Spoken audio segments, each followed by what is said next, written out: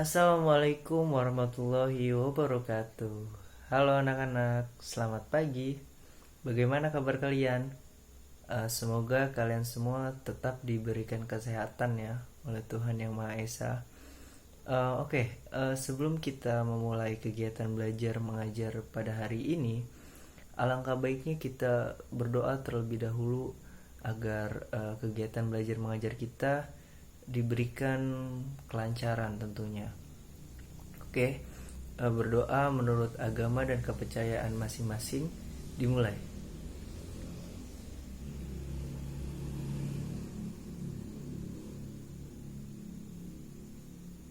Selesai.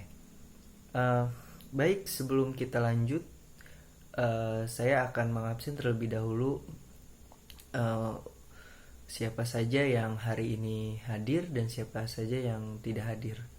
Oke, yang pertama Anas. Anas ada, kemudian Bara juga ada, terus Diki ada. Diki, selama belajar di rumah kelihatannya kamu tambah ganteng aja nih. Mantap Diki. Oke, lanjut. Iqbal juga ada. Lucky ada. Rizky ada. Rizkia juga ada. Ruben. Oke, semuanya lengkap ya, semuanya hadir pada pelajaran kali ini atau kegiatan belajar mengajar hari ini. Sebelum kita masuk ke materi, saya akan menjelaskan dulu tujuan pembelajaran pada pertemuan kali ini atau pada KBM kali ini. Seperti yang bisa kalian lihat yang saya tampilkan di PowerPoint, tujuan pembelajaran pada kali ini adalah yang pertama, setiap peserta didik setelah mengikuti proses pembelajaran ini diharapkan dapat yang pertama menjelaskan peran Wali Songo dalam menyebarkan agama Islam di Nusantara. Yang kedua menjelaskan letak geografis dari kerajaan-kerajaan Islam di Jawa. Yang ketiga menganalisis latar belakang berdirinya kerajaan-kerajaan Islam di Jawa. Yang keempat menganalisis proses masa kejayaan dan keruntuhan kerajaan-kerajaan Islam di Jawa. Yang kelima, yang terakhir, menganalisis peninggalan-peninggalan kerajaan Islam yang berakulturasi dengan corak Hindu-Buddha. Nah, sebelum kita membahas materi kita pada hari ini, yaitu tentang kerajaan-kerajaan Islam yang ada di Jawa, saya akan sedikit memberikan satu kutipan sebuah motivasi yang mudah-mudahan juga bisa memotivasi kalian dalam lebih bersemangat untuk belajar sejarah atau lebih peka dalam belajar sejarah. Bunyi dari kutipan motivasinya begini: ada orang yang keluarganya tercatat baik dalam sejarah, maka orang itu akan berusaha atau bahkan menjadi lebih baik dari catatannya. Dan ada orang yang tercatat buruk, ada orang yang keluarganya tercatat buruk dalam sejarah. Nah, maka dia akan berusaha untuk memperbaiki catatan sejarahnya itu. Yang ketiga, ada orang yang keluarganya itu tidak tercatat dalam sejarah, maka orang itu akan berusaha membuat sejarah atau catatannya sendiri dengan dirinya sendiri. Kutipan ini saya terinspirasi dari kata-kata yang pernah dikatakan oleh Hegel, yang mana Hegel pernah bilang begini, bahwa satu hal dalam kita belajar sejarah adalah bahwa kita tidak mempelajari apa-apa. Jadi apa maksudnya? Apa yang dikatakan oleh Hegel itu? Jadi maksudnya begini, ketika kita belajar sejarah dengan kita jangan menjadikan sejarah itu hanya sebagai sebuah objek untuk mengetahui masa lalu atau masa lampau, hanya sebatas mengetahui saja gitu, tidak menggali sebuah makna di dalam masa lampau itu gitu. Jadi satu hal paling esensial dalam belajar sejarah adalah ketika kita mempelajari masa lampau yang kemudian kita bisa mengkonstruksinya atau membangunnya untuk menata masa depan itu menjadi lebih baik gitu. Jadi dalam konteks ini sebenarnya Hegel mencoba mensyatir atau menyindir orang-orang yang belajar masa lalu tapi tidak menemukan apa-apa gitu di masa lalu. Dia tidak menemukan sebuah makna untuk akhirnya menjadi sebuah pelajaran untuk menata masa depannya agar lebih baik gitu. Menurut saya filsafat Hegel ini cukup membuat termotivasi dan tentunya lebih semangat untuk belajar sejarah dan lebih peka untuk belajar sejarah. Nah oke. Langsung saja kita bahas materinya. Sebelum kita masuki materi, saya akan sedikit mereview tentang materi kita ya pada minggu lalu mengenai kerajaan Hindu-Buddha yang mana dua materi ini tuh sebenarnya cukup saling berkaitan, makanya saya sedikit bahas lagi agar tidak terjadi missing link nantinya. Tentang runtuhnya Majapahit. Jadi ketika keruntuhan kerajaan Majapahit itu yang diakibatkan antara lain yang pertama tidak adanya regenerasi kepemimpinan, terus peperangan internal dari dalam kerajaan yang mana pastinya karena perebutan kekuasaan dan juga adanya pengaruh atau dominasi dari agama Islam tentunya. Akhirnya Majapahit runtuh dan menandai akhir dari kerajaan Hindu-Buddha yang pernah berdiri di Indonesia. Dan ini salah satu yang menarik adalah keturunan terakhir dari raja terakhir Majapahit, yang mana adalah Brawijaya V, itu beragama Islam, yaitu Raden Patah. Raden Patah beragama Islam sejak usianya masih muda karena dia belajar dengan Sunan Ampel, yang kemudian akhirnya setelah keruntuhan Majapahit dia mendirikan kerajaan Demak yang nanti kita akan juga bahas secara spesifik. Oke,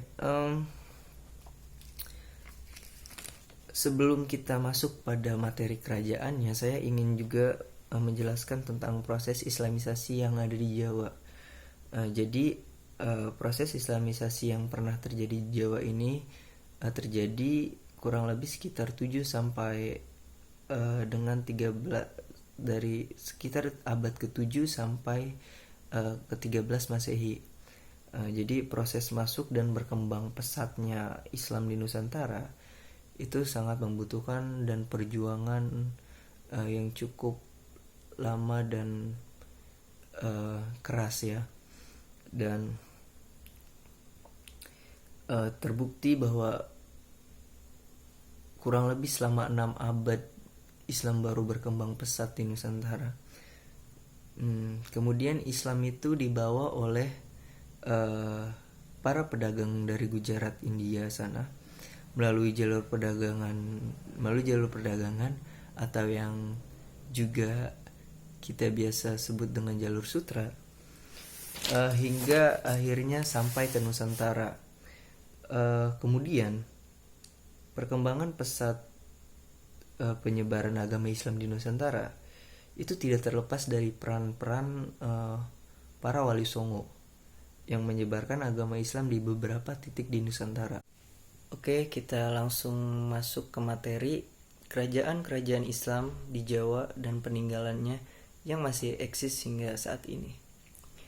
Artinya masih bisa kita temui hingga sekarang. Yang pertama itu ada Kerajaan Banten.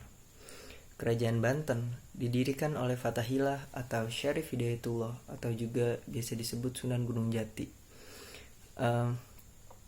Fathahillah adalah seorang panglima dari Kesultanan Demak yang pada tahun 1526 ini Fathahillah berhasil merebut Sunda Kelapa dari tangan Portugis, yang kemudian pada tanggal 22 Juni 1527 Sunda Kelapa diubah namanya menjadi Jayakarta atau yang sekarang kita sebut dengan Jakarta. Kemudian Banten diserahkan kepada putranya Pangeran Hasanuddin. Pada tahun 1552 Banten diserahkan oleh Fathahillah kepada putranya Pangeran Hasanuddin, yang kemudian oleh Pangeran Hasanuddin wilayah Banten ini didirikan sebuah kerajaan Islam yang kemudian dinamakan dengan kerajaan Islam Banten. Banten mencapai puncak kejayaannya pada tahun 1670-an, dan pada masa itu Kesultanan Banten dipimpin oleh Sultan Ageng Tirtayasa. Kerajaan Banten mencapai puncak kejayaannya. Sultan Ageng Tirtayasa ini banyak melakukan kebijakan yang diantaranya itu kebijakan pembangunan saluran-saluran air atau sistem irigasi gitu. Karena kebijakan itulah gitu, ia diberi gelar oleh masyarakat Banten itu dengan Tirtayasa, Tirta yang artinya saluran irigasi atau sistem irigasi. Sultan Ageng Tirtayasa ini juga memanfaatkan lokasi kerajaan Banten yang cukup strategis karena berada di Selat Sunda, yang akhirnya menjadi pusat perdagangan para pedagang-pedagang Islam pada waktu itu, yang pada waktu itu pedagang-pedagang Islam itu memilih berdagang di Selat Sunda karena pada saat itu juga Selat Malaka itu dikuasai oleh bangsa Portugis. Jadi karena itulah perekonomian Banten pada masa Sultan Ageng Tirtayasa itu berkembang sangat pesat karena memiliki sebuah pusat perdagangan di Selat Sunda. Tetapi faktor yang paling berpengaruh dari pencapaian puncak kejayaan kerajaan Banten ini adalah sikap Sultan Ageng Tirtayasa yang sangat anti VOC Belanda. Karena inilah yang kemudian akhirnya kerajaan Banten tidak mudah terintervensi oleh Belanda atau VOC yang pada waktu itu masih bernama VOC. Kemudian keruntuhan kerajaan Banten sekitar tahun 1680-an. Keruntuhan atau kemunduran kerajaan Banten ini diawali atau berawal dari sebuah perselisihan antara Sultan Ageng Tirtayasa dengan anaknya sendiri, yaitu Sultan Haji, yang kemudian situasi ini tercium oleh VOC yang kemudian juga dimanfaatkan oleh VOC dengan melakukan divide et impera atau politik adu domba yang juga biasa dilakukan oleh bangsa Belanda di Nusantara untuk memecah belah kaum pribumi. Dan faktor utamanya adalah sebenarnya karena perebutan kekuasaan antara kakak beradik, yaitu antara Sultan Haji dan Pangeran Purbaya. Jadi mereka ini kakak adik, mereka ini berebut kekuasaan gitu untuk menjadi Raja Banten selanjutnya setelah Sultan Ageng Tirtayasa. Karena Sultan Ageng Tirtayasa ini lebih cenderung dekat dengan Pangeran Purbaya, yang kemudian karena itulah Sultan Haji jadi cemburu gitu, jadi takut akan tahta kekuasaannya nanti jatuh ke tangan Pangeran Purbaya, yang mana itu adalah saudaranya sendiri sebenarnya. Jadi karena hal itulah, karena ketakutan dan kekhawatiran itulah akhirnya sebelum dugaan si Sultan Haji itu benar-benar menjadi nyata gitu ya, sebelum tahta kekuasaan itu jatuh ke tangan Pangeran Purbaya, akhirnya Sultan Haji ini memutuskan untuk merebut paksa tahta kekuasaan Kesultanan Banten pada waktu itu, dengan meminta bantuan kepada VOC Belanda untuk merebut tahta Kesultanan Banten. Dan VOC dengan senang hati membantu Sultan Haji tentunya, karena sebenarnya VOC ini udah dari lama banget gitu pengen berkuasa di Banten, tapi karena sikap Sultan Ageng Tirtayasa yang sangat anti terhadap Belanda tadi, jadi Belanda itu susah masuk atau menguasai kerajaan Banten. Dan karena ada kesempatan itu, ada konflik di internal kerajaan Banten, VOC masuk di situ membantu Sultan Haji untuk merebut kekuasaan. Dan tentunya dia juga, VOC juga punya syarat-syarat tersendiri yang tentunya juga sangat menguntungkan dirinya.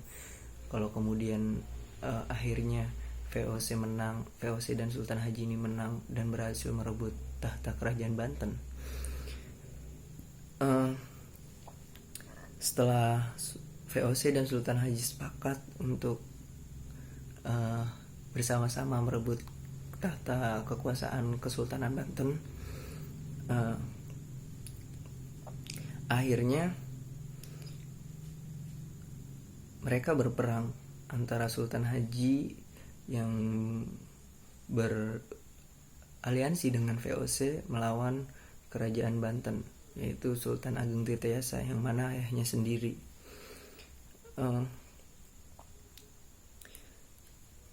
Dan perang itu atau konflik itu berakhir dengan kemenangan Sultan Haji dan VOC. Seiring dengan kemenangan itu, VOC akhirnya bisa menduduki bahkan menguasai kerajaan Banten yang sudah lama sebenarnya VOC ini inginkan. Dan akibat dari dominasi dan intervensi dari VOC, itulah yang akhirnya menyebabkan seiring berjalannya waktu kerajaan Banten ini mengalami kemunduran dan semakin dekat dengan keruntuhannya. Dan kemudian kita lanjut ke peninggalan kerajaan Banten. Jadi peninggalan kerajaan Banten ini masih bisa kita lihat kalau kita berkunjung di Banten Lama. Di situ masih ada benteng Surosoannya, walaupun hampir rata dengan tanah, tapi bangunannya masih ada. bangunan lainnya juga ada Keraton Surosowan, ada Masjid Agung Banten, dan ada Keraton Kaibon. Jadi ketiganya ini masih bisa kita lihat di Banten lama dan masih ada itunya wujudnya, walaupun ya sudah hampir rata dengan tanah kalau Keraton Surosowan. Kalau Keraton Kaibon ya agak sedikit cukup hancur lah, bukan sedikit lagi, cukup hancur, tapi masih bisa kita lihat kok itunya, bangunan fisiknya. Nah kalau Masjid Agung Bantennya ini masih berdiri dengan kokoh walaupun sempat beberapa kali mengalami renovasi, terutama komplek Kesultanan Bantennya itu sudah sangat jauh lebih modern karena direnovasi. Oke, kita lanjut ke kerajaan selanjutnya, yaitu Kerajaan Demak. Letak dari Kerajaan Demak. Kerajaan Demak ini terletak di Demak, di Jawa Tengah. Pendirian Kerajaan Islam Demak ini merupakan sebuah upaya dari Wali Songo. Jadi Wali Songo ini sangat berperan dalam pendirian Kerajaan Demak untuk menyiarkan agama Islam di Nusantara tentunya, dengan memusatkan dalam satu lokasi, dan Demak akhirnya dipilih untuk menjadi satu lokasi sentral di pesisir bagian Jawa. Raden Patah menjadi Raja Demak pertama pada tahun 1481 Masehi. Berkat dari dukungan para Wali Songo, khususnya Sunan Ampel, Raden Patah dipercaya dan ditunjuk untuk menyiarkan agama Islam di Jawa, khususnya di Demak pada waktu itu. Sunan Ampel menunjuk keturunan dari Raja terakhir Majapahit Brawijaya V itu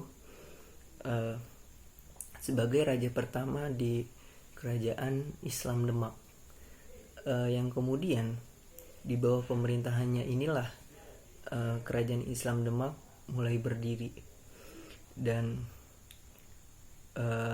di bawah pemerintahnya ini juga Kerajaan Demak membangun satu masjid yang kemudian kita sekarang kenal dengan Masjid Agung Demak, yang mana tujuan dari pembangunan ini adalah sebagai pusat peribadahan dari Kerajaan Demak atau masyarakat Demak pada waktu itu, dan juga sebagai sebuah simbol dari berdirinya Kerajaan Islam di Demak. Masa kejayaan Kerajaan Demak itu terjadi pada tahun 1521 sampai 1546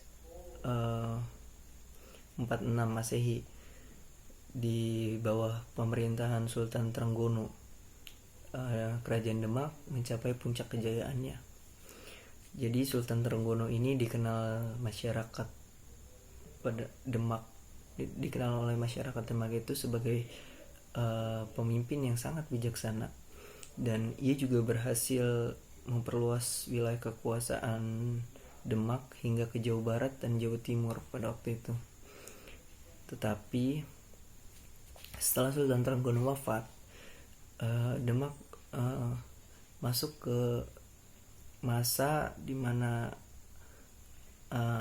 mengalami masa keruntuhan, dan masa keruntuhan Kerajaan Demak itu terjadi pada tahun 1540-an Masehi.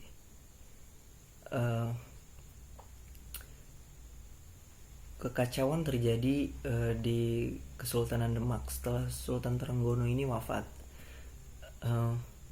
dan digantikan oleh Sunan Prawoto. Dan sama seperti kerajaan di Banten tadi, perebutan tahta kekuasaan menjadi faktor yang kemudian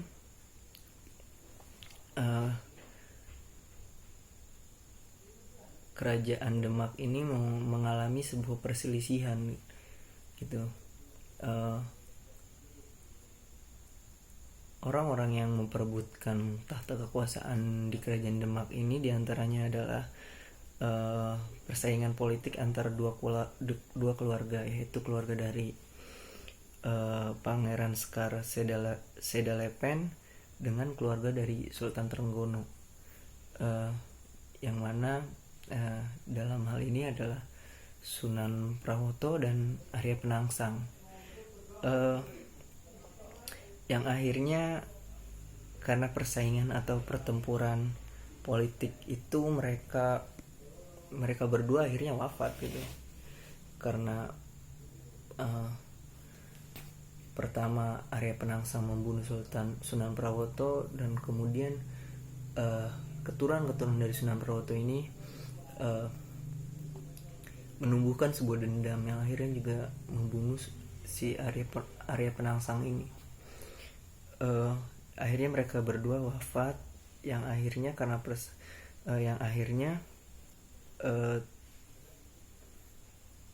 kemelut tersebut diselesaikan atau diakhiri oleh Jaka Tingkir atau Hadiwijaya dengan memindahkan pusaka kerajaan Demak itu ke Pajang, dan yang mana kejadian itu mengakhiri dari berdirinya kerajaan Islam di Demak.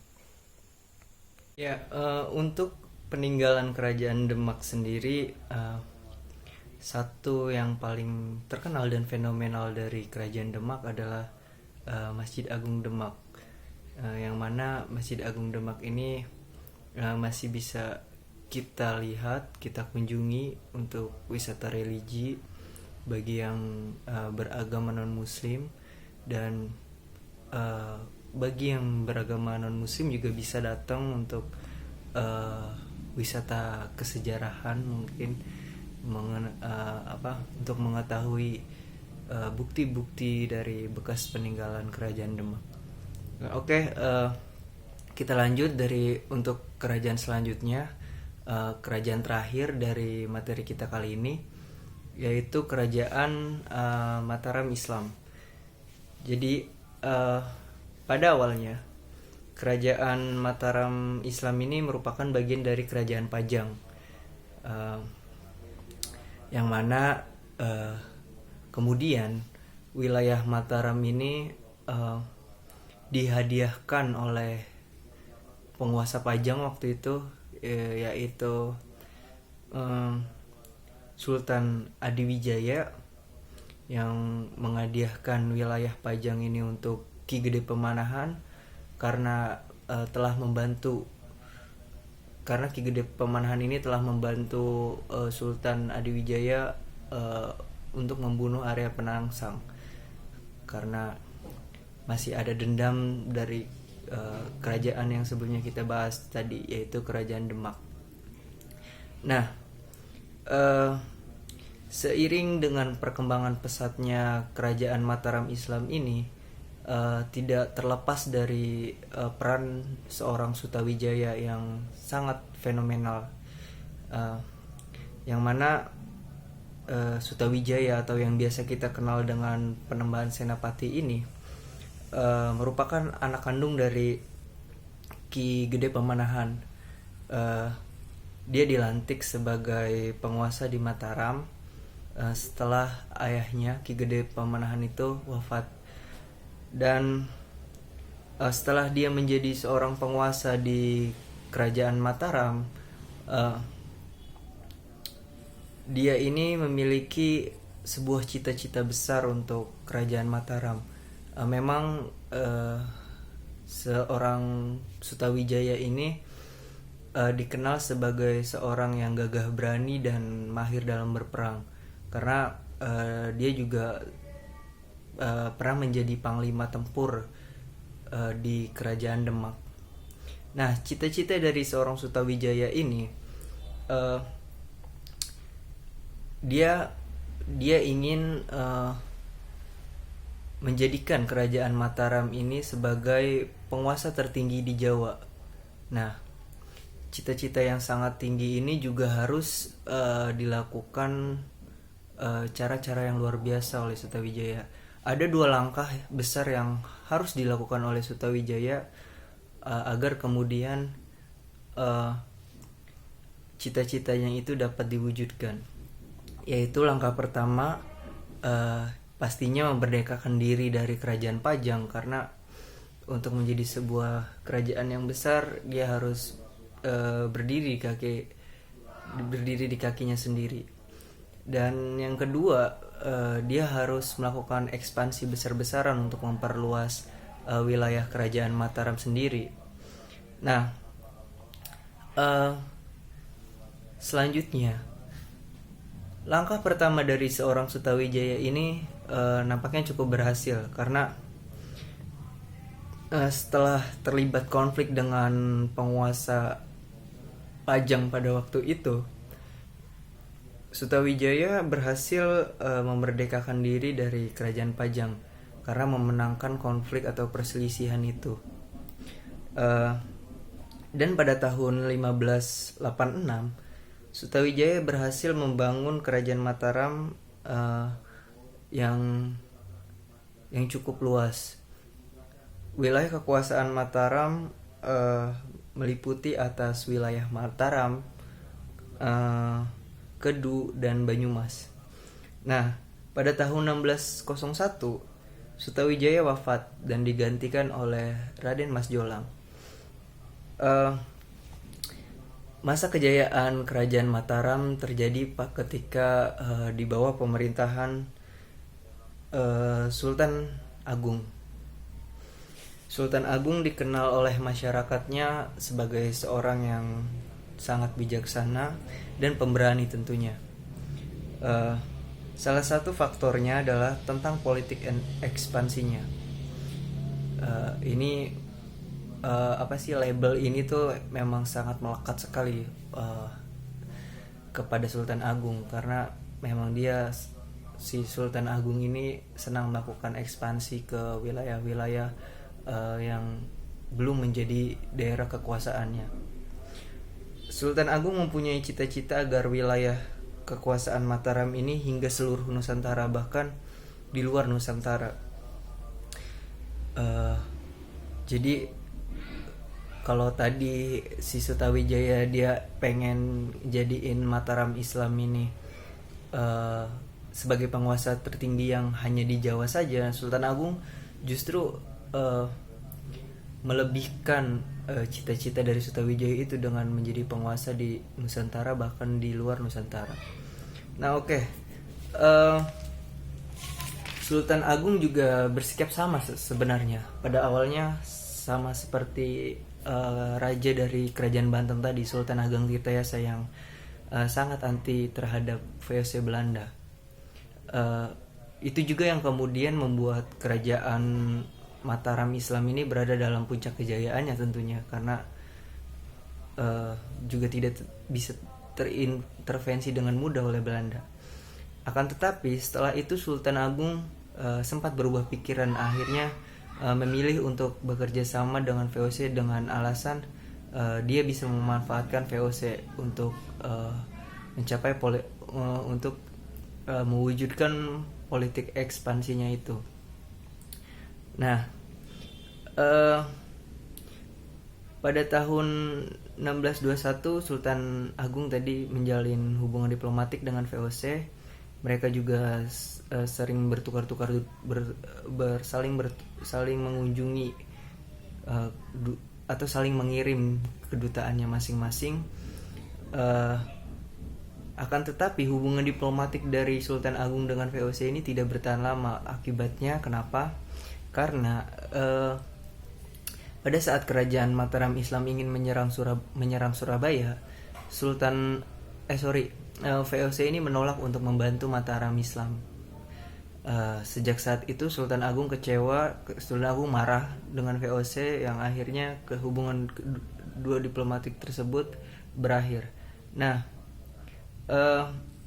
politik ekspansi yang paling terkenal dari Sultan Agung adalah ketika ia ingin menyerang Batavia, yang mana dua-duanya ini mengalami sebuah kegagalan. Yang pertama terjadi pada tanggal 22 Agustus 1628 di bawah pimpinan Tumenggung Baureksa, yang pada saat itu Sultan Agung menyiapkan 900 prajuritnya untuk pergi ke Batavia. Akan tetapi mereka di perjalanan, pasukan 900 prajurit Mataram Islam ini selama di perjalanan mereka kehabisan perbekalan, sehingga ketika sampai di Batavia jangankan untuk berperang gitu, untuk mungkin untuk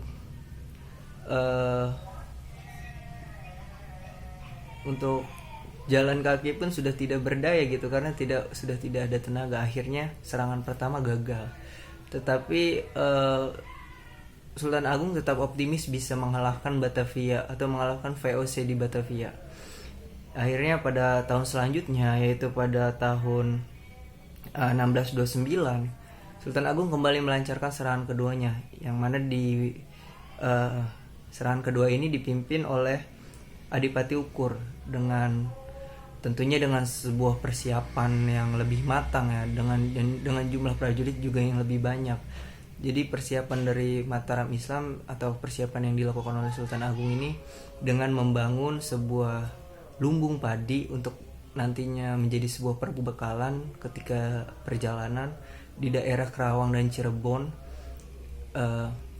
Akan tetapi ada mata-mata dari VOC membongkar ini kepada VOC, yang akhirnya lumbung-lumbung padi itu dihancurkan oleh VOC.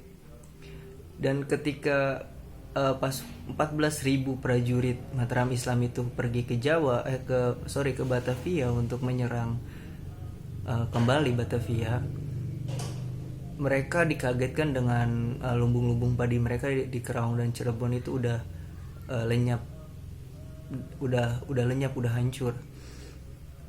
Tetapi mereka tidak patah semangat, mereka tetap meneruskan perjalanan untuk ke Batavia dan menyerang VOC di Batavia. Tapi sama kejadiannya dengan serangan pertama, mereka kehabisan tenaga, mereka tidak berdaya untuk berperang. Akhirnya serangan kedua juga gagal. Ya, untuk peninggalan dari kerajaan Mataram Islam ini, yang pertama ada Masjid Kota Gede, yang mana ini menjadi masjid tertua di Jogja, dan masjid ini juga menjadi salah satu simbol kebesaran dari kerajaan Mataram Islam, yang memang pada umumnya kerajaan-kerajaan Islam membangun masjid-masjid untuk menjadi simbolik dari kebesaran atau keberadaan mereka sebagai kerajaan. Nah, yang kedua ada Kitab Sastra Gending. Nah, Kitab Sastra Gending ini adalah kitab tentang tulisan-tulisan yang dibuat oleh Sultan Agung yang ingin menceritakan tentang, atau dia berfilosofis tentang tata cara kesantunan gitu. Nah, yang terakhir ada kalender tarik atau yang biasa dikenal dengan kalender Jawa. Kalender Jawa ini adalah kebijakan dari Sultan Agung yang ingin membuat satu sistem kalender gitu, sistem waktu yang sebenarnya juga kita sering lihat kalau di kalender umum. Di tanggal-tanggal itu kan suka ada nama-nama kayak hari Wage, Pon atau Kliwon gitu. Itu yang dinamakan dengan kalender Jawa, yang merupakan juga karya dari Sultan Agung. Nah, sekian dari materi tentang kerajaan Islam pada kesempatan kali ini. Nah, untuk kita mencairkan suasana, saya ingin memberikan satu ice breaking dengan bercerita tentunya, yang kemudian nanti juga kalian bisa tebak. Saya ingin menceritakan tentang pola islamisasi yang terjadi di Indonesia. Kalian pernah membandingkan dengan pola islamisasi yang dilakukan di Eropa, Kalian pernah mendengar cerita tentang penaklukan dinasti Abbasiyah? Eh, jadi dulu sekitar abad ke 8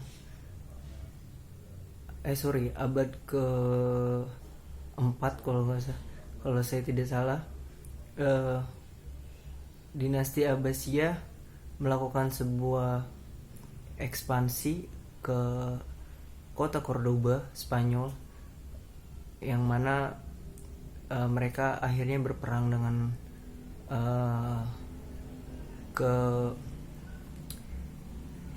kerajaan Kristen pada waktu itu di Cordoba, yang akhirnya dinasti Abbasiyah ini memenangkan pertarungan tersebut. Mereka menguasai daerah Cordoba itu, yang kemudian para penduduknya diwajibkan atau dipaksa untuk memeluk agama Muslim. Ya, yang akhirnya mereka semua beragama Muslim di Cordoba itu. Tetapi seiring berjalannya waktu, tidak lama dari peristiwa itu menimbulkan sebuah dendam dari kerajaan Kristen itu sendiri, yang mana akhirnya mereka membalas dendam untuk akhirnya merebut kembali wilayah mereka dari kekuasaan Islam. Dan akhirnya setelah mereka membalas dendam, melancarkan rencana strategi untuk bertempur kembali dengan kerajaan Islam itu, mereka memenangkan pertarungan itu, dan akhirnya kota Cordoba direbut kembali oleh kerajaan Kristen, dan ya penduduk kota Cordoba kembali menjadi beragama Kristen. Jadi satu hal yang ingin saya sampaikan di sini adalah ini adalah sebuah pola Islamisasi yang sangat berbeda sekali dengan Indonesia. Mengapa demikian? Karena di Indonesia kita, seperti yang tadi saya jelaskan, para wali songo itu menyebarkan agama Islam dengan cara-cara yang baik, dengan cara-cara yang santun, dan cara-cara yang kreatif itu. Sehingga ketika masyarakat diajak untuk beragama Islam, mereka dengan senang hati gitu mau menerima ajakan dari para wali songo. Nah, jadi coba kalian analisis bagaimana pola Islamisasi yang benar menurut kalian antara di Indonesia dengan di Eropa tadi. Nah, saya ingin memberikan satu kesimpulan dari apa yang kita pelajari hari ini. Tentang materi kita tentang sejarah-sejarah Islam yang ada di Indonesia, khususnya di Jawa, memberikan cukup banyak pelajaran buat kita, seperti apa yang saya sampaikan di awal tadi, bahwa kita belajar sejarah itu harus ada pelajaran yang kita ambil dari masa lalu, harus ada makna yang kita gali dari masa lalu. Nah, dalam konteks ini, khususnya materi pada hari ini tentang kerajaan-kerajaan Islam, apa yang kita bisa ambil? Nah, betul sekali bahwa kita bisa mengambil pelajaran dari para wali songo yang berperan besar dalam penyebaran dan perkembangan pesat agama Islam di Nusantara. Nah, para wali songo ini menyebarkan agama Islam dengan cara-cara yang baik, cara-cara yang santun, dan cara-cara yang kreatif gitu. Contohnya dengan berdakwah dan kesenian. Para wali songo juga tidak memaksa orang-orang yang waktu itu masih beragama Hindu Buddha untuk meninggalkan kebiasaannya, atau dengan cara diintimidasi gitu untuk masuk Islam. Para wali songo tidak melakukan cara-cara itu. Para wali songo itu malah justru mengadopsi kebiasaan atau kebudayaan yang sudah dilakukan selama berabad-abad oleh orang-orang yang beragama Hindu Buddha itu, atau mengakulturasi kebudayaan Hindu dengan kebudayaan Islam. Coba nanti kalau misalnya contoh, coba kalian nanti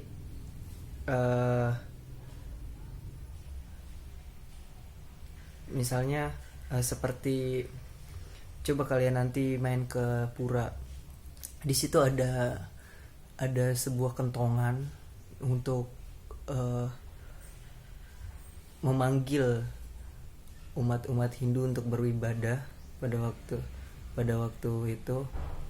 Tetapi kebiasaan itu justru tidak dihilangkan oleh para wali songo. Mereka justru malah mengakulturasikannya dengan kebudayaan Islam yang kemudian menjadi satu kebudayaan baru, yaitu ketika kita mau beribadah sebenarnya kan cukup dengan azan ya, karena para wali songo menjadikan itu sebuah kebudayaan. Jadi sebelum azan kita kadang kan ada, memang kebanyakan pada umumnya itu ya pukul beduk dan kentong dulu untuk